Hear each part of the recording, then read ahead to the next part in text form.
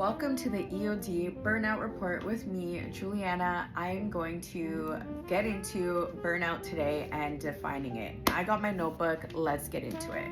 Burnout affects people across demographics, gender, race, and industry. So I'm talking farmers are actually susceptible as well to burnout. Lawyers have a high prevalence of burnout and are susceptible due to the nature of their job and the type of personalities that become lawyers. Doctors, surgeons, physicians, extremely susceptible to burnout. Nurses, susceptible to burnout. Therapists, susceptible to burnout. So this is something that affects many people. And it's no joke. So we're gonna talk about all the different kinds of industries. Don't you worry, we're gonna get into that. But burnout is something that happens over time, and it could be something that you don't even realize is happening to you because it's just been happening for so long. And this is that type of exhaustion that sleep cannot support.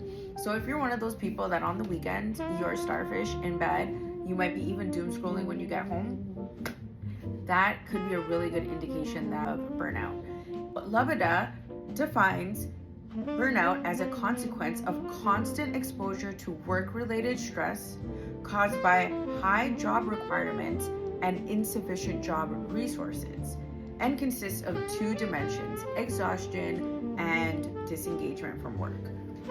Let's break this down. So work-related or job-related stress includes things that are stressful to one while they're at work. They can be interpersonal issues, they can be high workload, they can be overall demands of the job that are just causing the employee to feel stressed out. And we've all been there. I know I have. High job requirements can simply be that. Like the workload can be high, the expectations can be high, but the support and help could be low. Insufficient job resources. So things like not having someone available to you to answer questions that you may have is considered a insufficient job resource. Not having the tools and the physical tools that you need, like pens, printing, accessories, paper, all of these things, they add up. And exhaustion is actually also defined by Labada as a response to the intense physical, affective, cognitive strain due to increased exposure to specific demands at work.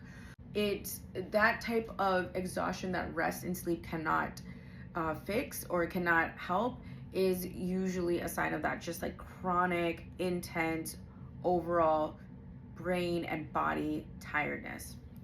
Disengagement from work is defined as distancing oneself from the work and people around you, developing a negative attitude about your work, your workplace, and others around you, and just feeling like you just don't have that adequacy to complete your job. So this can look like, complaining, having issue with things, and frustrated, like just that irritability when you walk through the door. That might be a sign of burnout.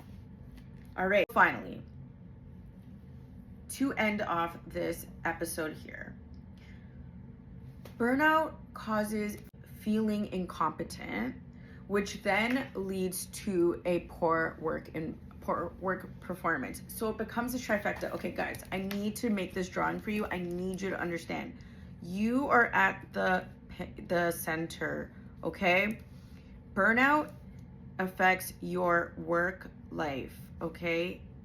That means your performance, your tasks, how you feel when you're at work. It also impacts your home life, how you show up at home with the family, how you are with your partner, your friends, all of that. And then it impacts your health, your mind, body, and soul, people. So, self, home, work, health. Burnout is affecting it all, and you might not realize it, but I am here to tell you, we are going to break it down, because I want you to be able to know if this is possibly something that is already affecting you, or are you on the way to it, because we want to stop it. We want to prevent. We don't want to be reactive anymore, people. We want to be prepared, okay? And we can do it. So Want to know if you are, if you actually want to do an assessment, because there is an assessment to actually know and measure, are you in burnout? Feel free to reach out to my clinic, to reach out to any therapist you feel comfortable with, and start talking about it. Shame loves to live in the dark. Let's shed some light on it and make a change, people. We got this. See you later. See you again. EOD Burnout Report.